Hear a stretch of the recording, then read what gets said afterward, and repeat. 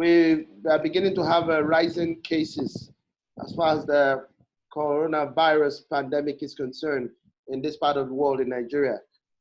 As of yesterday, the NCDC reported about 665 cases, and figures are continuing to rise. The major concerns is, well, how will you first of all assess the fight by the federal government as far as this is concerned, sir? Well, I would call it chaotic. I think Nigeria is quite a large place, so what we have had actually is a lot of chaotic responses, largely by state governors, with, should I call it, I'm not sure if I'll call it absent coordination, from the federal government, but I would rather say that also it looks like many of the states are not waiting for a coordination and, so to speak, taking laws into their own hands and making rules and guidelines as they wish. And many of them had been done as knee-jerk responses, for which you would sometimes wonder where the evidence is coming from for some of the actions they are taking. But basically, you go from good example like in Lagos, to the not so good examples in many other places. So, but ultimately, what we need is some kind of greater synergy and coordination. Because again, the virus clearly doesn't even know international borders, not to talk of local borders. So we need a lot more coordination and cooperation.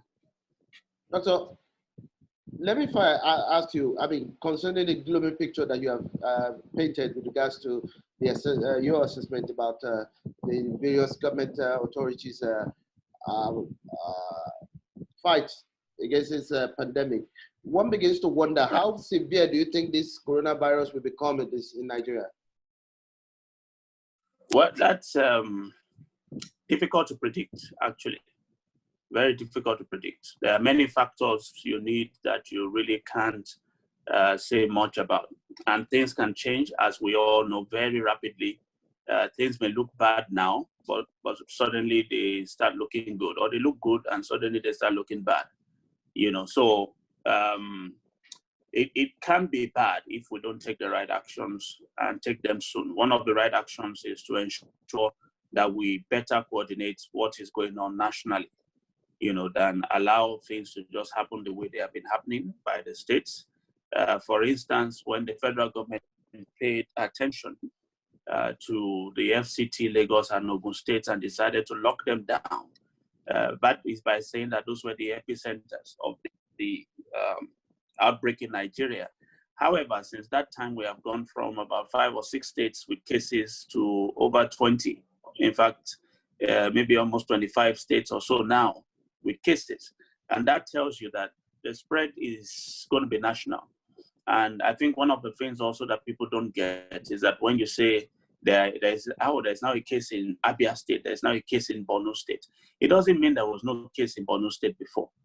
It just means you have only finally now made a diagnosis in Borno State. So for all you care, Borno might even have more cases than you have in Lagos, but you have only now diagnosed one for whatever reason. So we should have a better national response.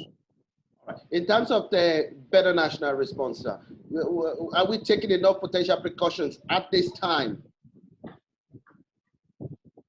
Well, again, it's difficult to say across board. We are taking precautions, but are we taking enough, even in Lagos, which is probably doing the best work possible? But again, the precautions you take are going to be equivalent to the enlightenment of the people. So we know the things to do in order to reduce the spread of the disease: the hand washing, sneezing and all that, using masks and all those things are known. However, all of them depend on people actually doing those things. No matter what you say, people have to actually do them. So, and they will do them when they know what they are up against, and they are committed to actually also fight against the virus themselves. So the real point would be how educated or enlightened are the people, across board. So the better we can get that to happen, the better it's going to be for all of us. So, Doctor, let me just ask you, what's your best case and worst case scenario at this point in time in terms of our response? I mean,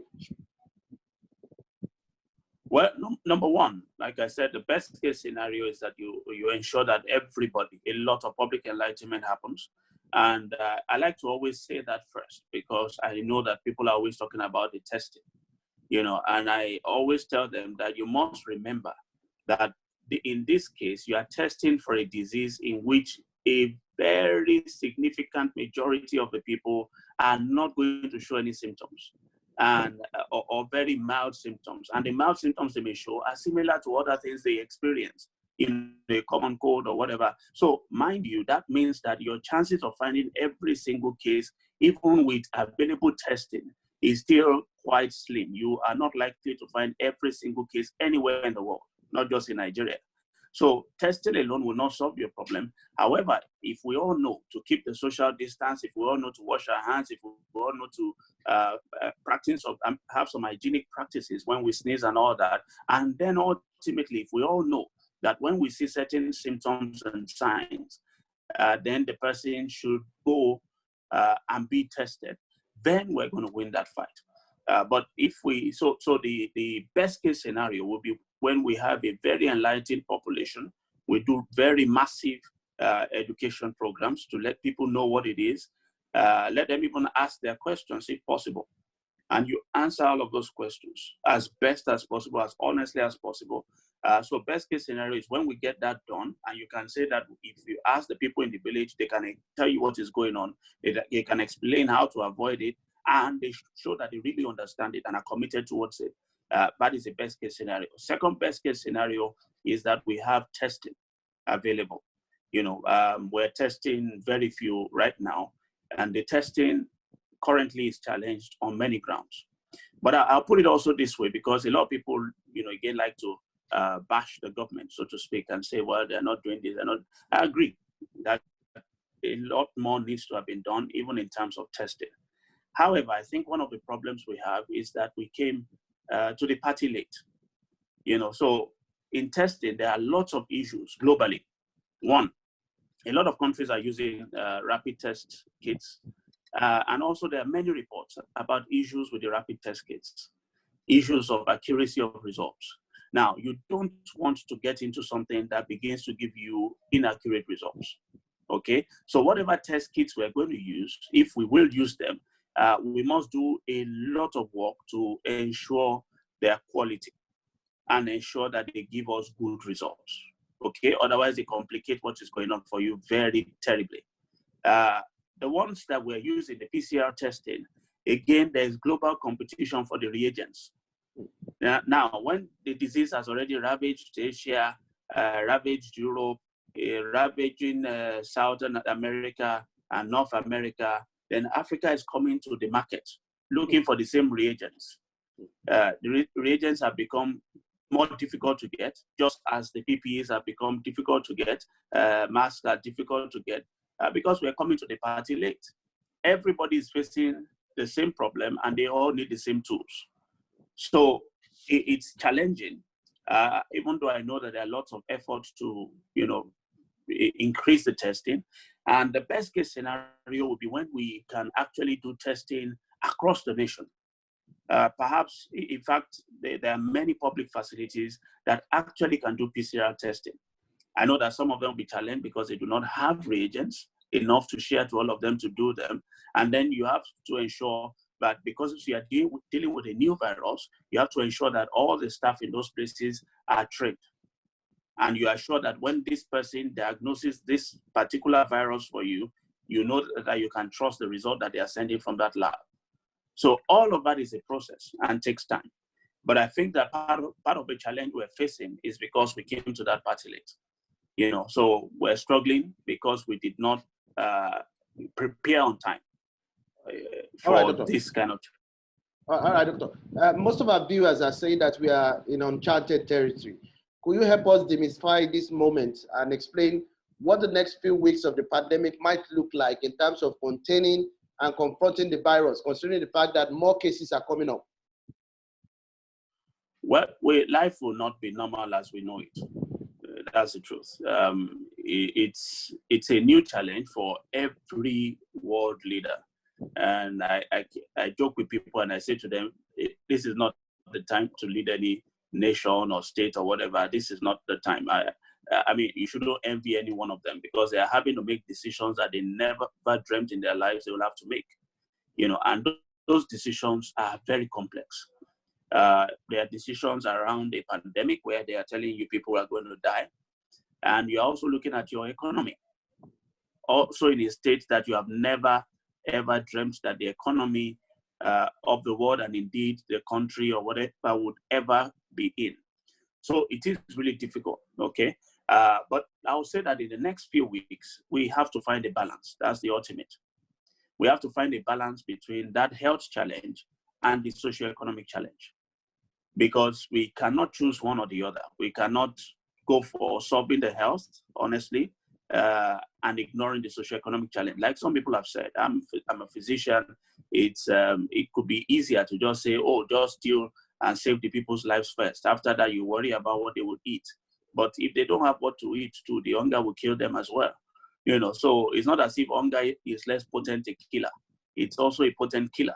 So it's a difficult choice. And the ultimate is that people will have to start, especially as we have used the tool of a lockdown in most parts of the world, including Nigeria. We will have to start coming somewhere between the lockdown and normal life. We'll have to find a middle road somewhere where things cannot be exactly the way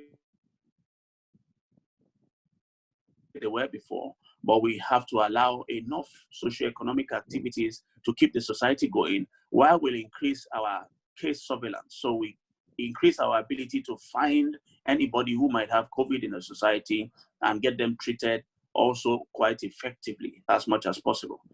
So it's a balance between our being able to go about our socioeconomic activities and our ability to find the cases and treat them. Earlier on, you mentioned the fact that Africa actually came late with regards to getting supplies, reagents, and all the rest of them. And for doctors and nurses, a steady supply of personal protective equipment can be a lifesaver. But just like you have analyzed that, there are massive shortages in those supplies. What could be done in this regard by the authorities, sir? I think the answer ultimately, honestly, I think the answer lies in rapid development of local capacity. Because if you are all struggling at the same market and there isn't enough in that market, then your best bet is to be able to produce yours. And the truth is that if we look at it, these are not rocket science things. They are not completely out of this world things that we cannot develop the capacity to do. We have scientists, we have manufacturers and all of that, and everybody sitting together can determine what is the underlying principle of this particular protective gear that you need. And once that is defined, we have material scientists, we have all kinds of scientists, and can sit again with the manufacturers to look at local raw materials that can be used to produce some of these things. So I think even beyond the present, if we struggle now, even if you had to buy it now, the truth is that in preparing for your future or for our future, we have to look into local production, quite quickly, both for the now, because it's difficult to get it. It's difficult for two reasons. One, of course, it's scarce. Number two is that even the logistics of getting it is pretty difficult now with planes, flights down and all that. It's really difficult. But we need to get it, both for the now and also realizing how difficult this has been this time around. This should never happen to us again. So we need to develop local capacity. Many countries around the world, like Japan and things, are beginning to motivate even their companies that are located in China to get back into Japan now, to say, we realize what this has put us into. So we don't ever want to be in this situation again. We want the companies producing in Japan, we want them producing in whatever country, so that we'll never be caught in this kind of situation again.